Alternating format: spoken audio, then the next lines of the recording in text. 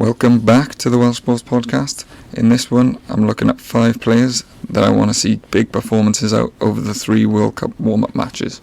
I've picked these 5 players for various reasons, so let's get into it. So I'm going to start with the forwards, and the first one I'm going to pick is Dewi Lake. So as we know, Ken Owens is going to miss the World Cup due to injury, unfortunately, but this does leave the hooker spot open for someone to come and grab it with both hands.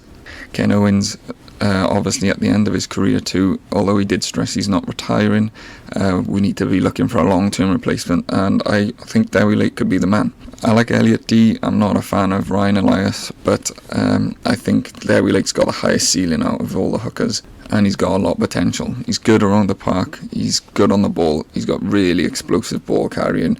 Him coming off the back of a maul is just really hard to stop when it's like close to the try line. He's obviously young, he's still only 24, so he's coming out of his sort of young phase now, and he could potentially mature into a real world-class player, in my opinion. He's also got leadership qualities, captained the under-20s, and with Ken Owens being out, obviously the captaincy is open. Maybe he could be a dark horse, not too sure. I think he needs to nail down a position first, but I wouldn't say that is out of the realms of possibility. Now obviously he was injured with a long-term injury last season, came back for the Ospreys towards the end of the year and was actually really good when he came back.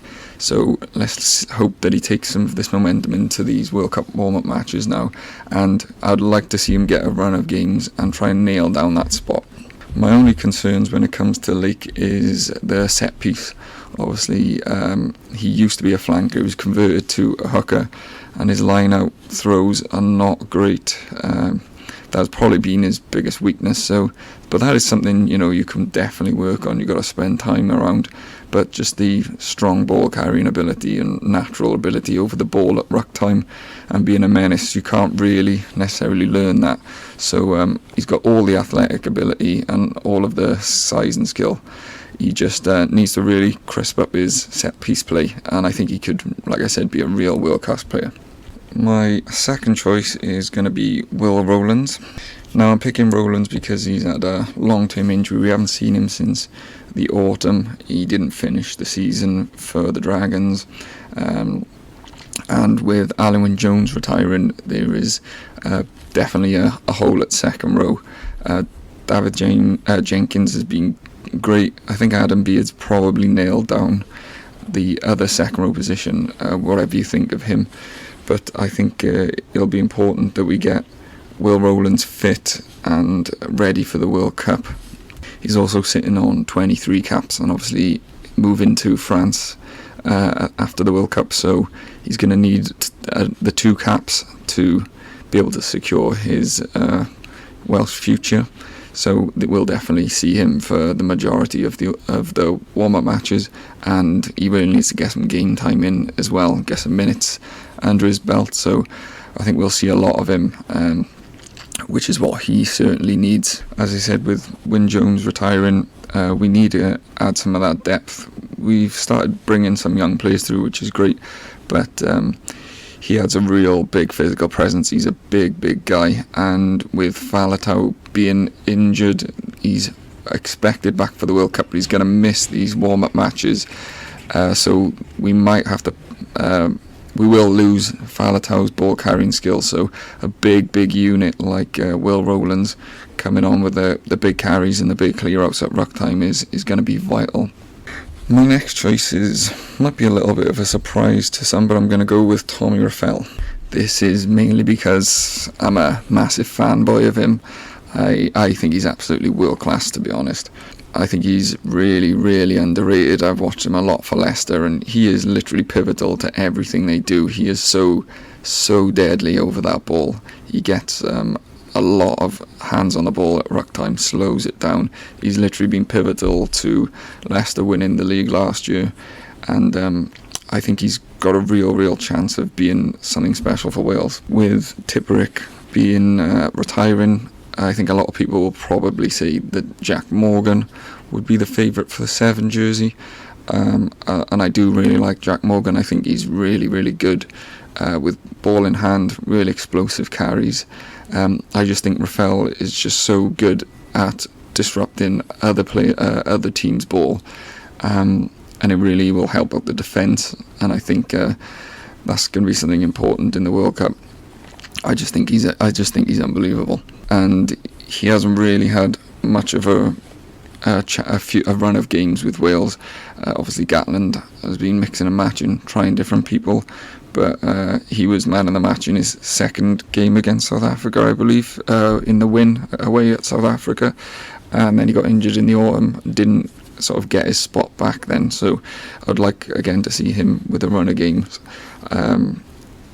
It will be interesting to see who plays 8, because without Faletau I think they'll probably go for Wainwright with the size, but with Faletau's position up for grabs, then it sort of makes a bit of space in the back row. Maybe he'll go with Rafael maybe at 7 and Jack Morgan at 6, I'm not too sure, but like I was saying, I'd like to see Rafael have a run of games and play in 7.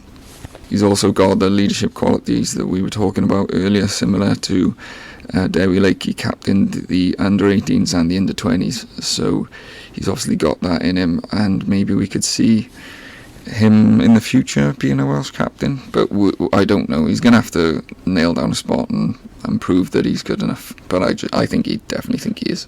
Okay, moving on to the backs. I'm going with Johnny Williams at 12. The reason I've gone with Johnny Williams is because Joe Hawkins is obviously not available for selection, which is something I've spoke about on the podcast before, and that's his own can of worms, which I haven't got time to go into now. But I think Johnny Williams is going to be a real good option. He was really, really influential towards the end of the season with Scarlet's sort of run, unbeaten run that they had in the league, and the Heineken Cup push that they had. He was a real big physical presence, got a lot of pace. Unfortunately, he's dealt with a lot of injuries, and that's probably why we haven't seen more of him for Wales in the past. But he reminds me of like a Scott Williams type player, real athletic, quite good distributor. I think he's quite underrated as that. He can create players space for other players, and he just tends to make things happen. Wales have definitely been looking for someone to partner North for a while now. I really don't think Nick Tompkins is the answer to any of Wales's questions. I just feel he's quite overrated. He doesn't really offer anything. I think he causes more trouble than he's worth. But like I said, unfortunately I thought Hawkins was going to be the player. He's not going to be around. I think Johnny Williams is a good option if he can stay fit. I was contemplating Kieran Williams or Mason Grady, but I just think he's going to go with someone like Johnny Williams, who's got a bit more experience. I think those players need to potentially get a bit more of experience before they can settle into the team, and we haven't got a lot of time, so I think you may go with Johnny Williams again, as long as he can stay fit. And finally we're going with Lewis Rees-Zammit. Now the reason I'm picking Rees-Zammit, we obviously want to see big performances out of him. He hasn't been given a lot of ball recently, but the main reason I'm picking him is because I personally want to see him at 15.